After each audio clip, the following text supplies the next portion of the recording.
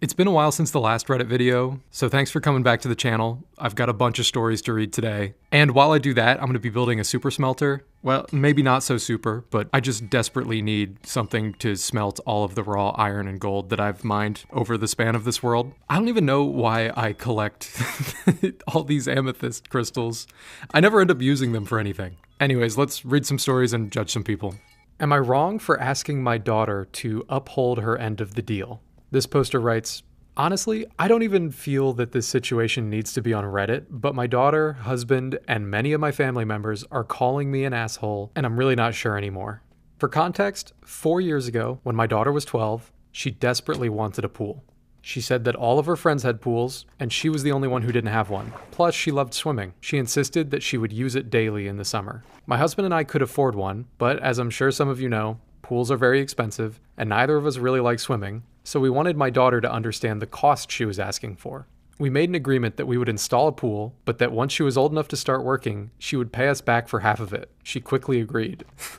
This story. Pools are so expensive. Well, flash forward to now. She's 16 and just got her first job, and now she wants to save up for a prom dress she really likes. I reminded her of our agreement about the pool, and she no longer wants to uphold her end of the agreement. I insisted, threatening to take away her phone and car privileges if she doesn't pay her father and I back.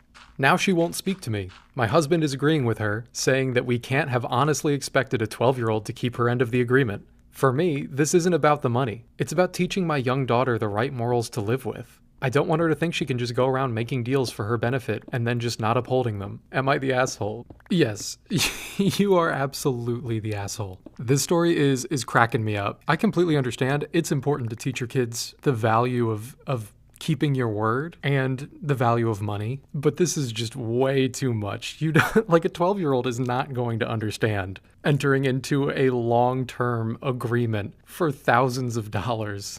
Like, it's just not going to have a concept of the kind of deal that she's entering into. It's like somehow incredibly predatory on the mom's part. I'm glad that at least the husband has some sense and is like, yeah, no, it's no problem. Like, of course, our 12-year-old daughter wasn't going to know the meaning of what buying a pool looks like and like how much of a financial impact that would be. Like having the daughter to agree to pay for half of the pool? How much do pools cost? I don't know how much pools cost. I just assume they cost a lot of money. $35,000? What the fuck? That's just like the low end of the average cost of a pool in the US. That's crazy. You're going to make your daughter pay half of that? I don't know. Don't like quote me on that cost. I just Googled it and that's the AI response. Who knows what the actual like average cost is, but that's what Google AI says. Yeah, if you want to teach your daughter good morals, teach her by admitting that you're able to make a mistake and dissolve her debt. Don't like go after your daughter's credit score before she has one. I can't believe there's parents like that out there. This story was infuriating. Let's read another one here. By the way, I'm for sure not building this on my own. I am definitely following a tutorial. It's from a channel called Mysticat. They only have 1 million subscribers, so I figured I'd give little bro a shout out. No, but it's a good video. Check it out. Okay, the next story is an Am I Overreacting? This poster writes, girlfriend threw away the dinner I cooked because she wanted pizza instead. My girlfriend texted me earlier. I'm too tired and frustrated to even respond. I was trying to do something nice for her and surprise her with something that she really likes, but apparently she wasn't in the mood for it. I feel pretty much tired of trying in general. I guess I didn't really ask her what she wanted tonight for dinner, but I still feel pretty angry. And it's my favorite thing. We have receipts to read. Let me go ahead and read some of these text messages. I'll put them on the screen right now. The girlfriend writes, hey, when's your break? Can you pick up a pizza so I have something to eat tonight? The poster writes back, no, babe, I made the wine-braised short ribs you said last night were your favorite, so I got up early to cook them. You just have to pull them from the pot. There's that and small s'mores cakes I made for Wednesday, since there's extra and I figured you'd want some. I don't really want that, though. Can you just grab a pizza on your break? We can eat that stuff later. No, I'm locked in for the night. What's wrong with the short ribs? You literally just told me that it was your favorite thing, so I made it special for you. Kinda sucks. Well, I tried it, and it came out kinda gross anyway, so I'm tossing it. Can you ask to leave for a bit and stop by Papa John's or something? I just want stuffed crust. What do you mean, gross? You tossed it? As in, like, threw it away? It just tasted bad, and I don't know what to tell you. It wasn't edible. It's not a big deal. I just need to eat something tonight for dinner, though. Did you ask? Dude, what the fuck? That was expensive meat. Why did you throw it away? I already told you I'm not leaving work. Well, I don't know what you expect me to do. It's simple as fuck. Just order the pizza then if you're busy. Like I have something to eat. Hello? Places are closing soon. I'm busy at work. I don't want to talk about it right now. Please figure it out. We'll talk later. Seriously, you're going to be this much of an asshole over this? I didn't ask you to cook anything. If you can't deal with the basics of being a supportive partner, then it should be something I consider and find someone who will support me. Oh my God. What the hell? That's insane. It's reading stories like this on Reddit that make you very glad that you have a normal partner that doesn't completely disrespect you. I think if I was this guy, I'd be pretty pissed too. I think I would be offended that she didn't want to eat the food that I made. But I don't necessarily think that's like the worst part. Like I think it's okay that his girlfriend does not like the food or want to eat it. That's fine. If she doesn't want to eat it tonight, that's okay. But it's this insistence on like he needs to leave work and go get a pizza for her. Like if you're not going to eat the food that he's already made for you, maybe go get yourself some food. You can take care of it on your own. This guy is absolutely not overreacting though. He has every right to be disappointed in the way that his girlfriend is speaking to him. Those last couple texts are incredibly disrespectful. She's not like entitled to him going out and buying a pizza for her. That would be a nice thing for him to do, but to threaten like that she's going to go find a guy that will go take care of her and get her a pizza, like I don't know, that's just that's too much. Anybody who's threatening to break up with you over little things like this is a red flag, in my opinion. Although I don't think that's that controversial. But this is making my blood boil, though. This guy's not overreacting. Let's read another story. Okay, this is a really quick one, but I thought it was kind of funny because it's almost like the other... it's almost like the other side of that last story. We'll just read it really quick here.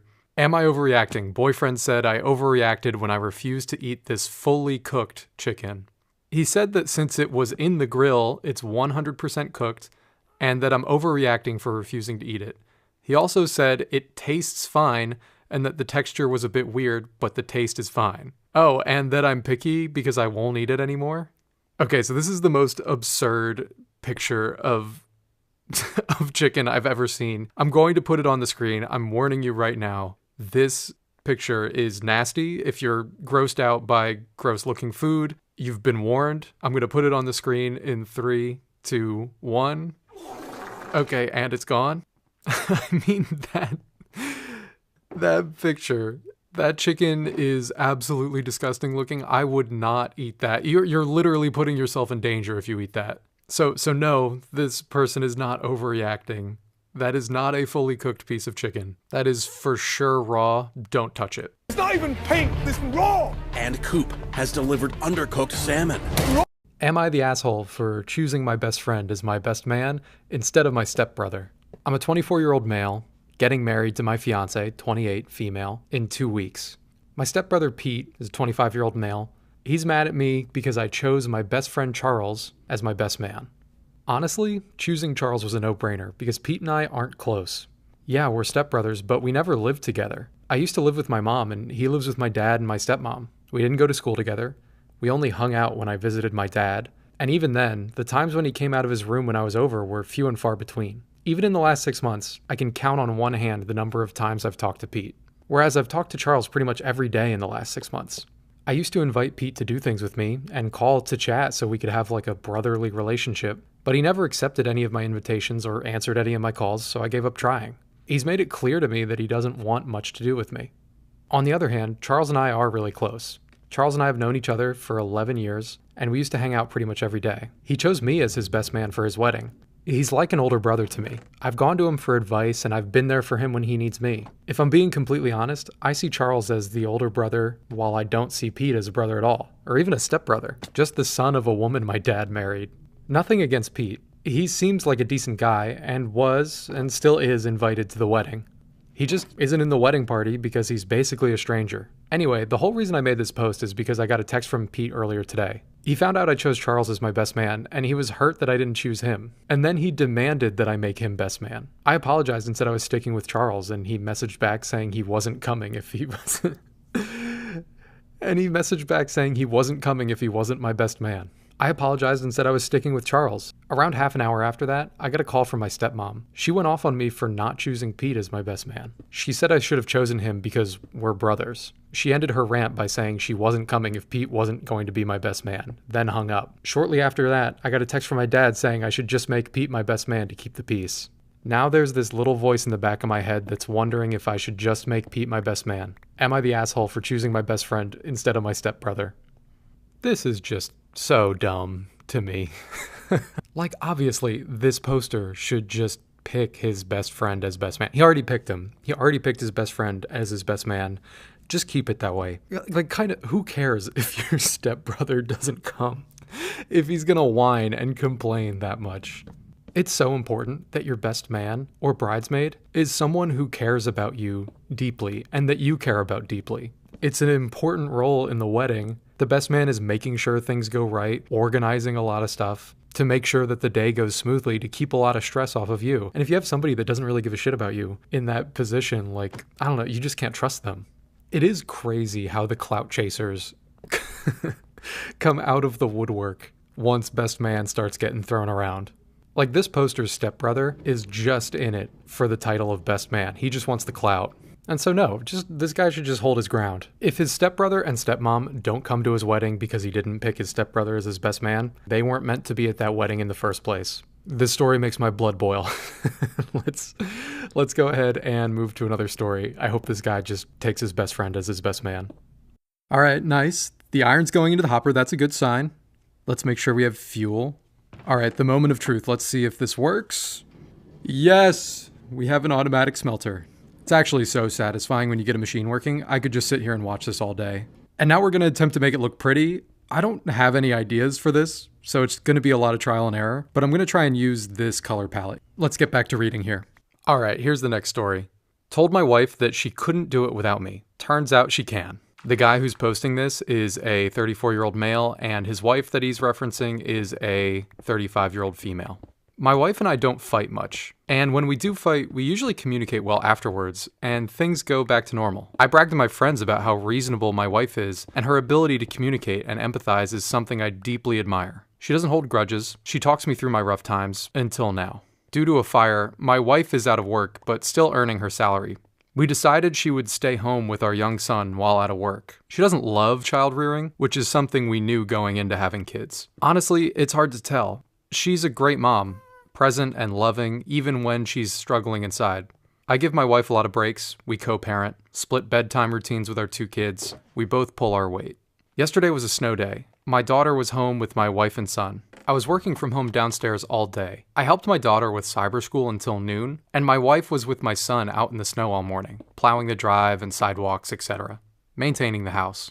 My daughter joined them, and from the sound of things and some videos, she brought her friends over for playing and some hot chocolate. I worked until around 5 o'clock, and when I went upstairs, it was chaos. My wife was doing laundry and helping my daughter, who fell and hurt herself on the ice. She sent home the friends and we had dinner. I did the cleanup, and right after finishing, keep in mind I've been downstairs working all day, not even a bathroom break or anything, I go into the playroom and my wife approaches me. It goes like this. She says, "Hey, can I go lay down for a bit?" I say, "I haven't gone to the bathroom all day, and I put cookies in the oven." I'll admit, I made a face when I said that. And I could tell that I messed up just by the face that she gave me. She said, "Fine, never mind, forget I asked. Heaven forbid." Now I'm sensing some attitude and I know I've misstepped here, so I say, "No, it's fine, I'll take care of it all. Go take a break." To my complete shock, in front of our kids, who I admit aren't paying us much attention, but are still close, my wife says, "I said never fucking mind. I've been running around on my feet all day, watching our kids and other people's kids, and heaven fucking forbid I ask for 20 minutes to myself." I again say, "Go take a break, I told you it was fine." But she's clearly lost her marbles and is seeing red. She starts cleaning up and helping with the kids, and I do too. I tried to overcompensate, but she took over caring for them. In the hall I said, "I think you forget I work all day." And she viciously says, "Thanks for reminding me, I almost forgot." I feel like an ass. I get that she works hard caring for the kids, but I work hard too. I think not having her job and escape is making her reaction to this fight worse. She texted me the next day with her usual communication. She expressed how upset that she was with my behavior and the way that I acted towards her. She said she was feeding and taking care of 6 kids all day in the snow alone and still cleaned the entire house and deep cleaned our craft room. I explained that I'm stressed out from work and that I didn't know why she was upset, since I offered her a break. But she said, "I don't want your pity breaks." She ended it with, "Thanks for the apology, by the way." Which, yeah, I didn't exactly apologize, but for what? And then she asked me for the number of my daughter's piano teacher. The piano teacher is the only activity that I manage for the kids. I found out later that my wife texted the piano teacher telling the piano teacher that now any communication should go through her instead of me. Normally, my wife would text me asking if I can get my daughter from dance on my way home yesterday. I do this every week. I didn't hear anything when I got home. I found out my wife had dropped off and picked her up. I confronted my wife with, "I am very present with the children. Do not make me out to be an absent father." My wife responded with, "If I didn't manage and ask you for help, you'd see them a quarter of the time that you do now. And I'm done managing you." I get it. I should have just smiled and agreed when she asked me for help, but this is extreme. She's having a fit and trying to ice me out of the relationship with my kids. It's so petty. It's like I don't even know this woman.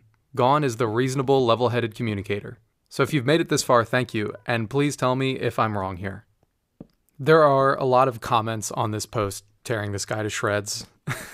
and there's some subsequent updates that I'm going to read, but I'll just jump in really quick to say here that I think communication in a relationship is really tough, and both of these parents are clearly working really hard. The guy's working hard at his job. The mom is really stressed out. She's lost her job, and now she's, kind of solo raising these kids. Both parents have the right to be stressed out, but I think it's better in a relationship that when one person is asking for help, to just give them the help. Don't complain about how tired you are. Just help your partner. You're both raising these kids together. You're trying to have this family function. Just help each other where you can. This poster's wife is clearly making a lot of concessions to help him out. And I think he needs to do a better job of realizing that, which you can tell in his tone in this post that he knows that he's done something wrong and he sort of just needs to come around and see that. But let's read these updates here and see how this ends. The poster added a couple comments that were saying that they were talking about this whole fight and they were going to therapy, him and his wife. And it sounded like he was really working to be a better husband and father. So then he came back with this update that I'll read right now. "I've taken a lot of time to really look at the man I've become. My wife and I are 100% back to being a team. But I've realized that I wasn't stepping up in the way that I always wanted to. I promised my wife a partnership, and even though it's been a month or so since the fight, and my wife keeps asking me to forget it happened, I can't. My therapist is helping me sort through my overthinking. My wife started therapy because of the stress of losing her work and staying home has caused. Her issues appear to stem from feeling useless without bringing in a paycheck, and was taking on too many tasks at home to overcompensate. She doesn't feel like she deserves breaks, and when she takes them, she feels awful about herself, like she's being lazy. Coming from the least lazy person I know, I can tell she's struggling, and I've been supporting her as best I can. I often make sure she knows I think she deserves breaks. So when I see her hyper-fixating on cleaning the floorboards, I intervene gently by reminding her that this doesn't need doing right now, but that I will finish it for her while she does me a favor and takes a little break. Sometimes it works, and other times she tells me to stop fussing and let her do her work. And I do. It's been working well, and I don't mind the extra work for the peace of mind it offers me. My wife is my everything, and her happiness is paramount. My kids are mostly clueless to all this. We don't involve them. And I must say, I made a throwaway comment about my wife not loving child rearing, and received a lot of nasty comments about not having kids we don't want. I'm weary to dignify this with a response, but I will say that what I meant was that we agreed before having children that my wife would not be the sole support system for them, and that she would never feel obligated to quit working. My wife is fiercely independent due to her past, and a big part of the comfort in our relationship comes from her ability to leave it safely if she ever needed to. That trauma is hers, and I won't touch more on it. She should be an independent person. I'd want the same for my kids. So that's basically it. I've been taking on the role as primary parent. I get my kids to daycare, school, and home, and my wife helps half the time. It's now my responsibility to see who is doing what and coordinate things. I can't do it all in my head like her, but I have a chart that's been helping. She rebelled at first, but gave up the reins surprisingly easily. Thanks, guys, and I'm sorry it's not more dramatic. I really like this story because it's not sensational or anything. It's just two people that were having some communication issues in their relationship, and it's just them sorting it out in a mature way. It's hard to find stories on the internet here that aren't just people blowing things way out of proportion. Also, the poster, who everybody was just like, yeah, you're the asshole, man. he ended up working really hard to become a better father and husband, and that's great. Great moral to the story. I don't know, this one is just two people that are trying to be better humans for each other, and I find it weirdly refreshing. Let's go ahead and read another story. Am I the asshole for banning my wife's Disney divorce friends' plugins from our house?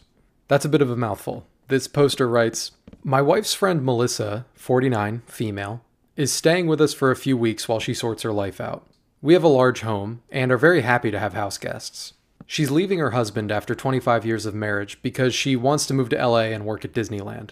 This sounds like the plot of a bad sitcom, but I'm afraid it's real. Both she and her husband are equally culpable for the failure of their marriage, and really bring out the worst in one another. Their relationship has been in a state for as long as I've known them. The problem is that Melissa showed up with an arsenal of room scents and sprays and plugins. The smell of her scents have completely taken over the hallway, the family bathroom, my office, and even down 2 flights of stairs into the living room. It's strong, it's nasty, and it's made and smells like all of the chemicals that we avoid. Melissa is genuinely lovely and in a vulnerable spot, and I don't want to make her feel unwelcome, but it's our house, and this is something that we've been intentional about.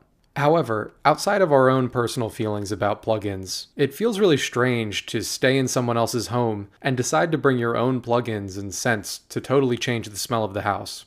I mentioned how strong the smell was, assuming it was room spray, and how it was overtaking every room, and she said, yeah, the plugins are pretty strong. I was so shocked that I asked her to remove them. I opened up with a sensitive ask. Hey, those room sprays are pretty strong. Would you mind keeping the door closed if you're using them?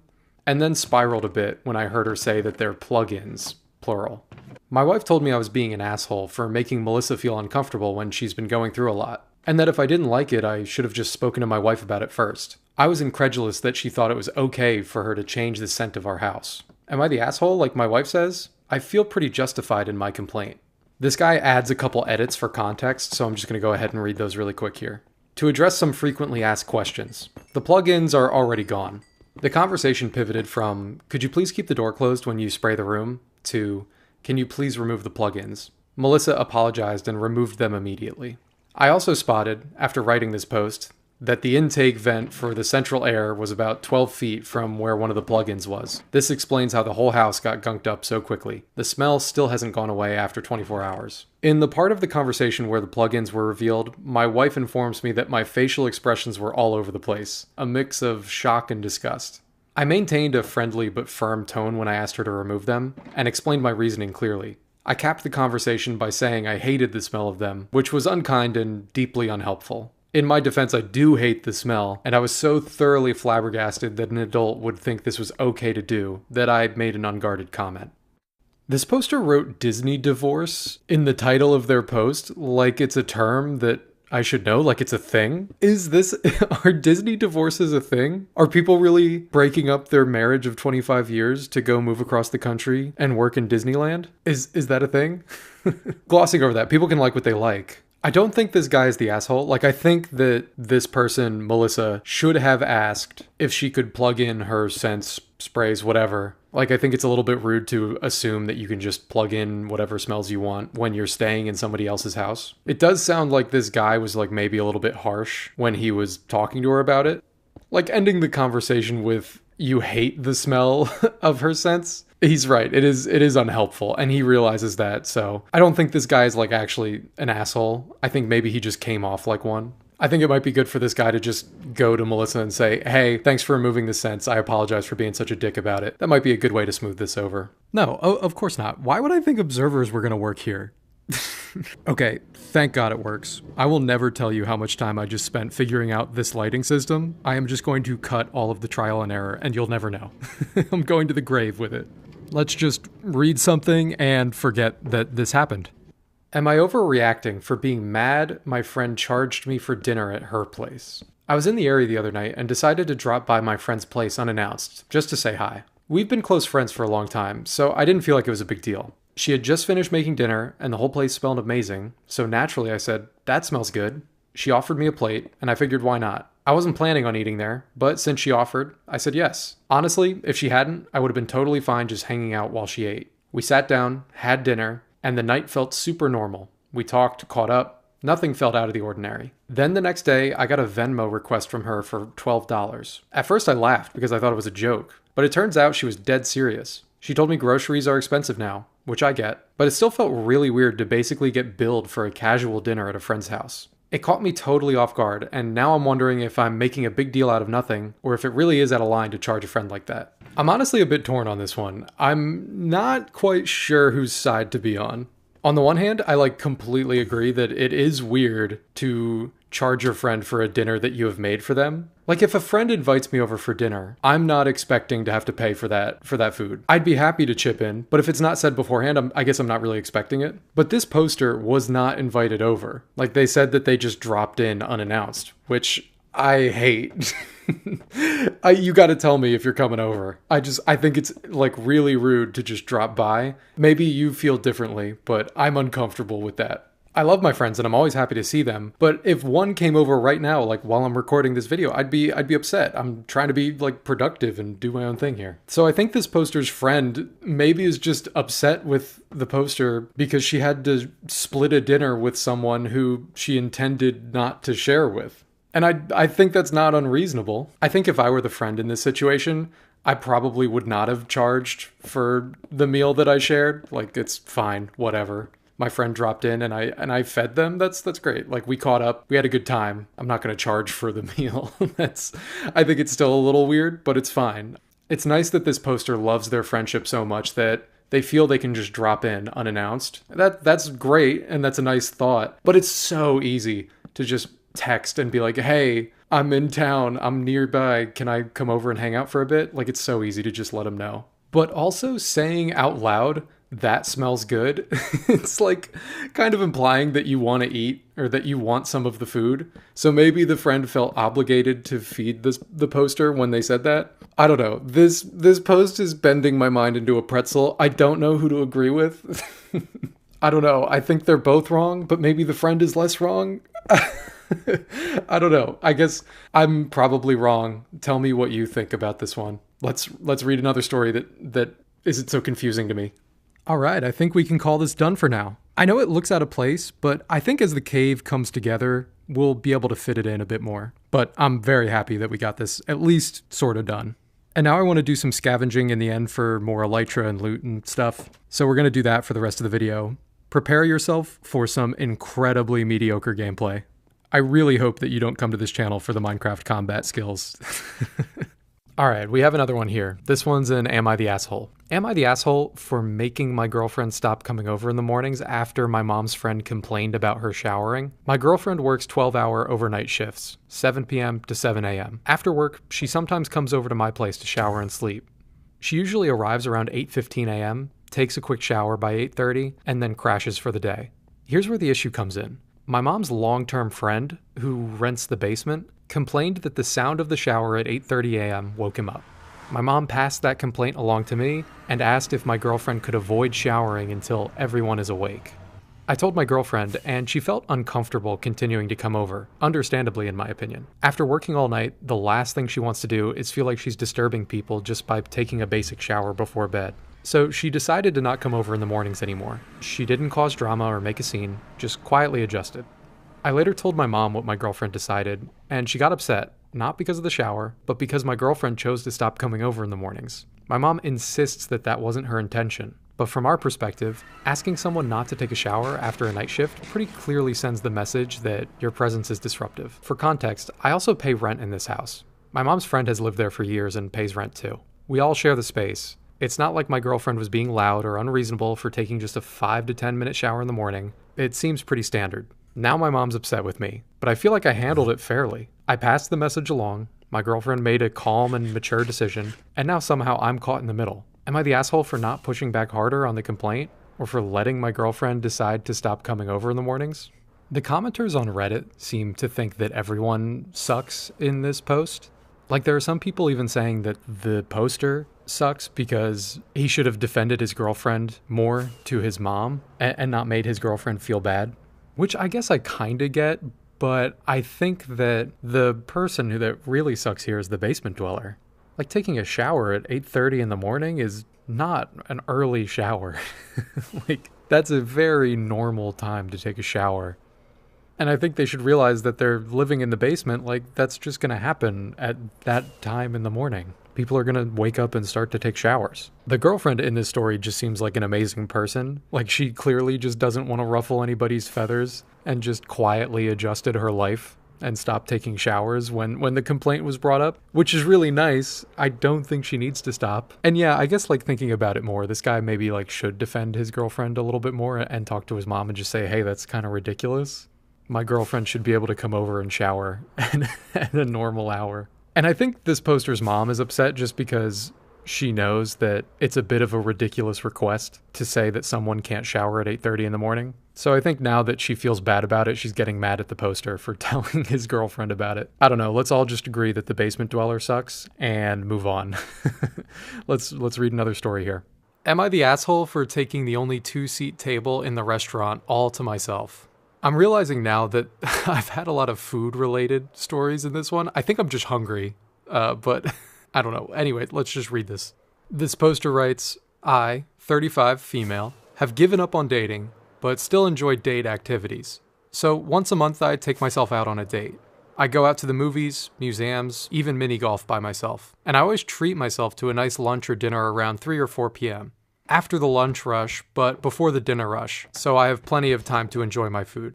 For my self-dates, I always look to try a new restaurant. Saturday I found this great little Mediterranean place.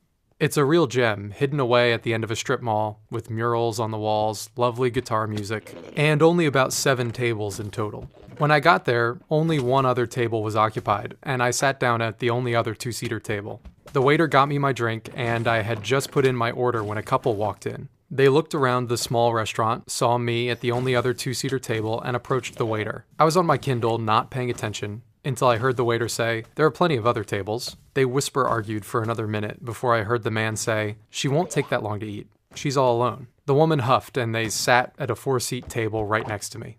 They ordered waters and loudly said that they were still deciding what they wanted, but were clearly stalling because she looked right at me when she said it. I chose to ignore it. When I treat myself to self-dates, I go all out and order an appetizer. Soup, salad, entree. My appetizer came out, and I clearly heard the man say, see, it's just a small meal. She'll be gone soon. I didn't say anything, and just enjoyed my food. When I finished, the woman grabbed her purse like she was going to dash for my table before someone else came in, only for the waiter to bring out my soup.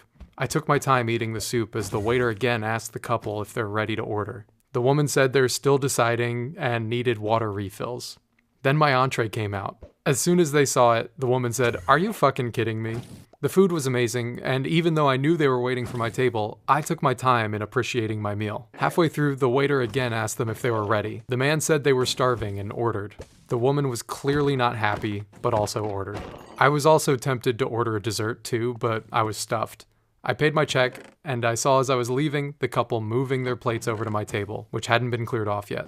At the time, I thought it was hilarious, but when I told my friends about it, they said I was being an asshole. They said restaurants like that were for couples on dates and not single people, and that it wouldn't have been a big deal for me to move or have gotten takeaway to eat at home.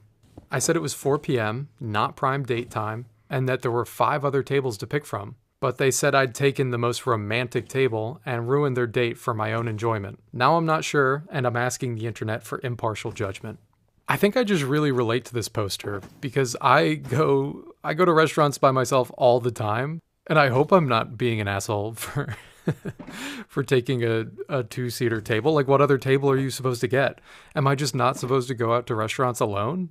Like, absolutely not. This is what restaurants are for. You go out to eat to them. It doesn't matter how many people you have. I do a lot of traveling solo for the job that I have had for the last couple years. And so I've just kind of gotten used to going out and eating alone. Let me just say, I really enjoy eating alone. I cannot recommend it enough. There's like a little bit of discomfort that you have to get over at first. But when you realize that nobody cares that you're there alone, you can just sit there and scroll on your phone, read, eat good food, and eavesdrop on other people's conversations, which is the best part. So no, I don't think this poster is the asshole. I think that she just had an encounter with some crazy people that frankly need to mind their own business. There are a bunch of comments talking about how people are so judgmental about women eating alone, which I completely get. That's just like a standard that I think people are more judgmental of women eating alone than men eating alone. But I like this comment. This comment reads, "It's none of their business how long you've been there or whether you're on a date. If the restaurant didn't want to serve you, they wouldn't have seated you, and the waiter should have seated the couple elsewhere or asked them to leave." I think that kind of sums it up. This poster is not the asshole. I hope she continues to go eat alone all the time. To answer the question before you ask it, I am absolutely looking up the coordinates of these end cities on like a seed finder online. Is that cheating? Probably. Do I care? Not really. Saves me time and rockets. Alright, am I overreacting? My partner doesn't text me back in a timely manner. This poster writes, "Me and my partner have been together for a year and 3 months now, and I always get into arguments with them about not texting me in a timely manner, within like 3 hours. However, they don't seem to see it as a problem, because they think it's normal. But what I'm having trouble understanding and accepting is how they're so busy to where they can't text me within 3 hours. Or even just tell me they probably won't be able to text me back. I would be fine with them just telling me straight up. I have an anxious attachment style, and I always get angry when they keep doing it. They say it's a habit, and it's starting to make me more angry because why is that habit destroying our relationship? We're in a long-distance relationship, but we've met in person before. For example, they went to the gym recently, and they hired a personal trainer, which is new. Then they left me undelivered for 6 hours. I was angry because they could have at least told me that they got there or that they were done, but they just fell asleep after. I was worried, but I was just prosecuting them for leaving undelivered for 6 hours.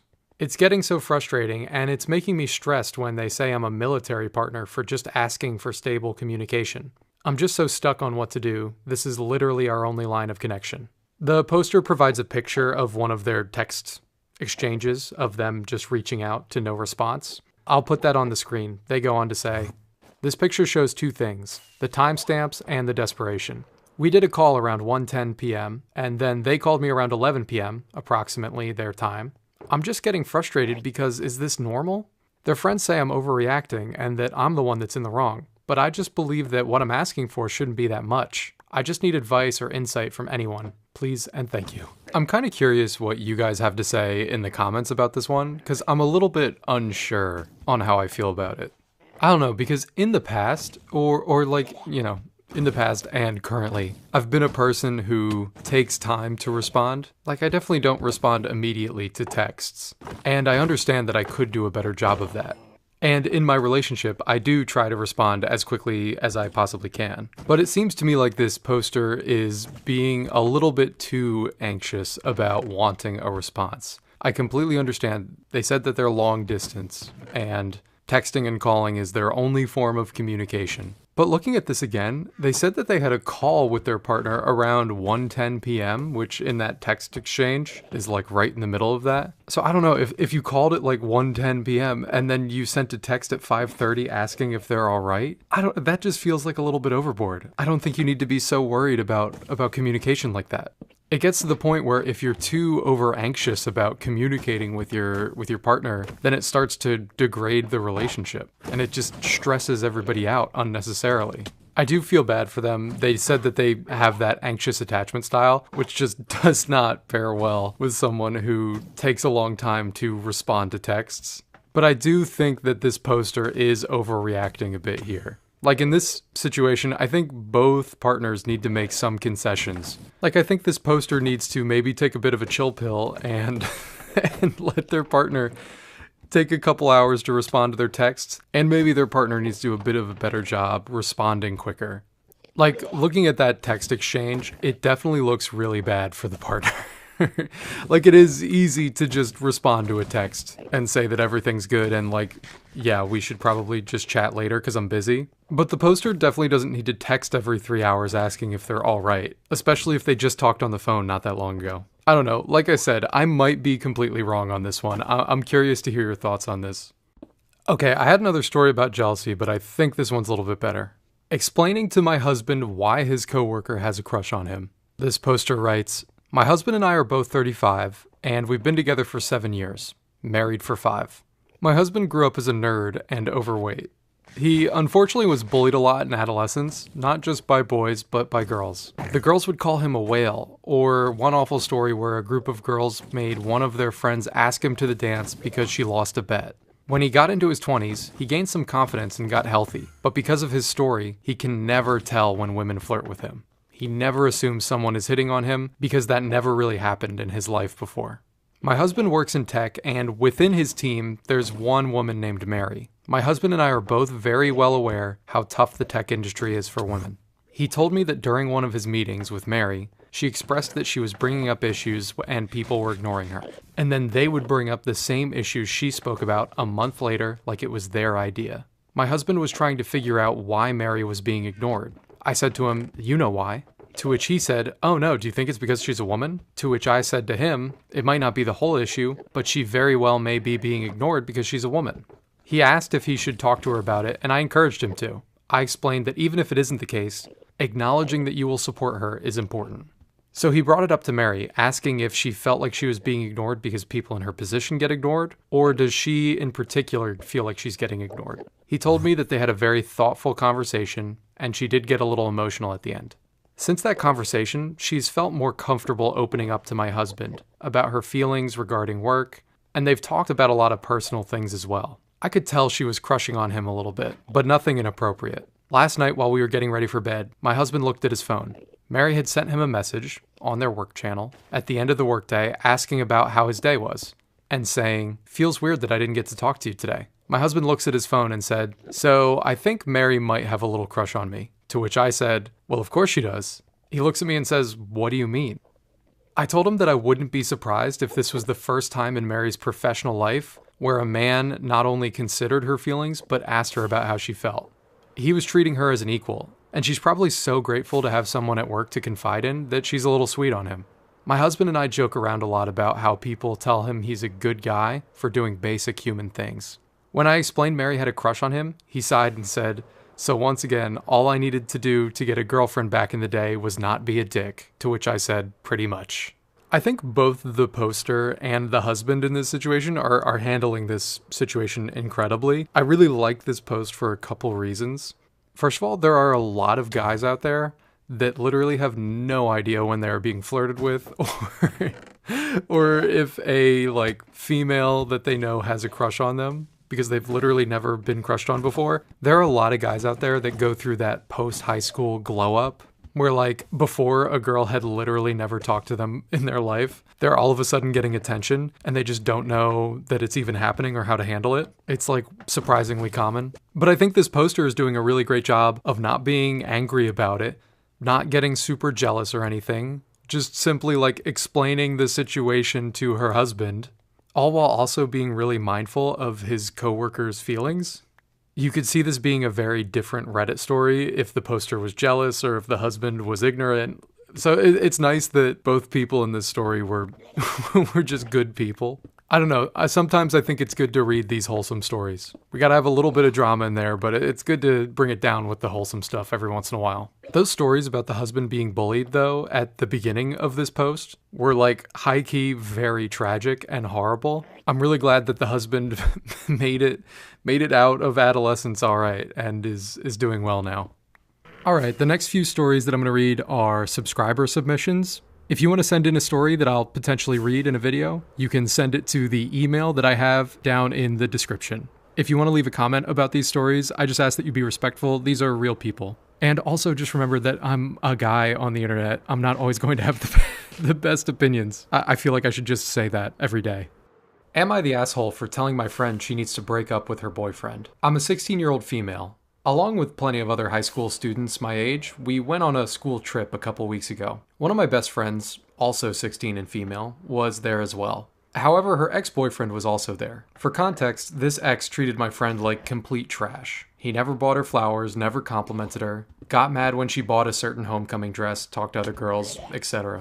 Recently, she just got a new boyfriend who treats her amazing and doesn't question her worth. I've always been supportive of her and was beyond happy to see her in a relationship that she was happy in. However, during the trip, she realized that she was still in love with her ex-boyfriend and decided to talk to him. They got on good terms again and began socializing as friends. I thought that this was okay as long as she told her current boyfriend. However, as the trip progressed, they started getting really close. They would go off alone together, have long talks, and Snapchat a bunch, etc. One night in our hotel room, she and her ex locked themselves in our hotel room so they could talk about things. When she came back, I asked how she felt about her ex. She said she missed him and didn't know if she liked her ex or her current boyfriend more. At that point, I was kind of fed up, and I told her that she was being selfish for staying with her boyfriend because she's only going to hurt him. And I said she should be single so she could figure out who she is without a boyfriend. I told her she can't control her feelings, but she can control what she does with them. I also explained that her ex treated her awfully, and her new boyfriend actually treats her like she's worth something. So I didn't understand why she was still so in love with him. When we got home from the trip, she only told her boyfriend she had her ex on Snapchat, that they had talked once, and that she had forgotten the rest. I can't be the only one that thinks this is messed up. Am I the asshole? I would agree with you that is messed up, but I think you gave great advice. I think you gave very level-headed advice to your friend. It's always really hard to watch a friend go through something like this, and the answer just seems so obvious to you. You're just like watching them, like wishing that you could make the decision for them, but you can't do that. As long as you give your opinion in a respectful way, like that's what friends are for. You're there to support her. But I mean, now that you've said your piece, you've given your opinion, it's her job to make her own decisions now. And you just have to continue to be supportive of her in the future. But yeah, I agree with you. I think if things continue on their current trajectory, I think her boyfriend is probably going to get hurt. It seems like if he finds out about how much time they're spending together, he's not going to be happy. But yeah, it's crazy. Sometimes you just have these friends that insist on getting into toxic relationships over and over and over again. And then when they finally get into a good relationship, you're like, yes, you did it. You found a good one. Then they just go back to a toxic ex. It drives me insane. But thank you for writing in. I hope your friend does what's best for her. Let's read another story here. Okay, this next subscriber writes, I downloaded Tinder and got catfished, and now I feel disgusted. So this happened a while ago, but I felt like sharing the story. A few months ago, I downloaded Tinder after I was a bit heartbroken, and it was sort of a way to cope. I was open about not looking for anything serious, since I didn't feel ready for it at the time. I matched with a guy and we immediately started talking. I thought he was pretty, and I liked the attention he gave me. He asked me about my body count and stuff, which made me uncomfortable, but I kept talking to him anyway. We started talking on Discord for like 3 days, I think. And it didn't take long before he started saying sexual things to me, despite me telling him that I wasn't really comfortable with it. But it entertained me, so I kept talking to him. He didn't ask for nudes or anything. I'm pretty sure he had some sort of porn addiction since he found a way to make everything sexual. It's easy to think that I should have just stopped talking to him since he was being so sexual towards me, but I was naive and a bit desperate for some sort of connection. The day I actually blocked him was when I asked him if he could send me a Snapchat of his face. He was really hesitant about it, but I kept asking him, so eventually he snapped me. It was completely different from what he had on his profile. I confronted him about how he had searched for pictures on Pinterest that he then used on his profile. He defended himself by saying he downloaded Tinder as a joke and that he didn't want to match with people he knew. I found it disgusting, how I allowed myself to be sexualized by a man that I thought was something else. I know it sounds wrong, and I didn't feel comfortable even when I thought he looked like someone else, but I felt even more betrayed. I immediately blocked him, and now I'm incredibly scared to download a dating app again. I'm so sorry that happened to you. That really sucks. And it's not like an uncommon experience, and it happens to both guys and girls. I know somebody who got catfished and they tried to get money out of them. It's just scary stuff. You can't be too careful on these dating apps. I met my girlfriend on Hinge. So, I mean, the experience worked out for me, but I totally understand if you don't want to go back to them and are soured on dating apps from here on out. That's totally understandable.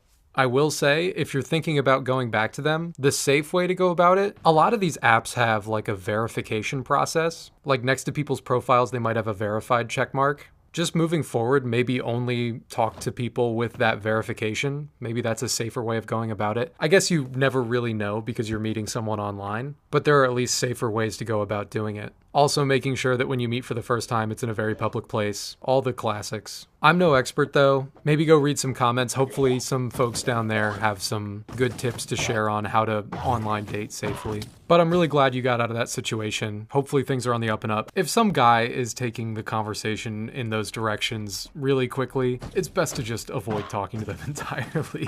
Just don't talk to those creepy dudes. All right, here's the final haul. Got some pretty good stuff here. Definitely needed some more Elytra now that we are rocket ready. And here's one of many hauls from the smelter we built. Definitely feels good to have this done. I also really like the look of the lights on top. Feels kind of like a loading bar. Whenever I'm smelting something, I'll be able to see from anywhere in the cave that I've got something cooking in the smelter, which is just like a necessity since I notoriously leave every machine that I have running.